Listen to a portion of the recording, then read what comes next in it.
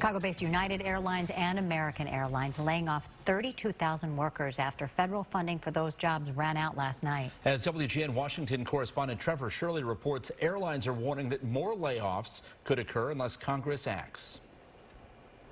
When Sarah Nelson joined her fellow flight attendants on Capitol Hill 3 weeks ago, she hoped lawmakers would get their message in time to save their jobs. I'm really angry. Nelson is president of the Association of Flight Attendants. And I think people thought that this wasn't a hard deadline. The payroll support program expired Wednesday night. It had funneled more than $30 billion to the airline industry to keep planes flying and employees on the job. Now as many as 45,000 airline workers could be furloughed or laid off. And on top of the furloughs, several airlines say they may have to cut service to some markets in the coming weeks, mostly small and medium-sized cities. For example, American Airlines says it will stop flying to these 15 cities later this month.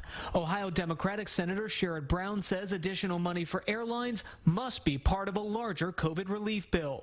I don't think there are many people that want to say, okay, we'll help the airlines, but not unemployed workers. White House Press Secretary Kayleigh McEnany blamed the Democrats. And we are willing to look at a plan, a legislation that is just clean legislation to protect those airline workers.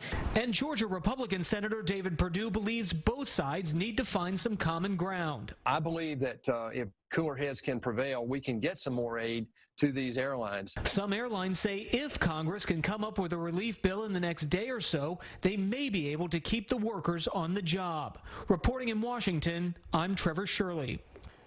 Well, House Democrats are moving forward with a vote on a scaled-down version of their stimulus bill that would include some aid for airlines. And it comes after House Speaker Nancy Pelosi and Treasury Secretary Steve Mnuchin failed to reach a final deal during negotiations yesterday. The $2.2 trillion bill would still have to pass the Republican-controlled Senate. I'm still hoping that we can agree on one more rescue package. I think the proximity of the election makes that doubly difficult. Look, we want an agreement, but it's got to meet the needs of the American people. And there are a lot of places right now where the offer by Secretary Mnuchin doesn't do that. The White House wants a $1.6 trillion bill with less aid from municipalities and the unemployed.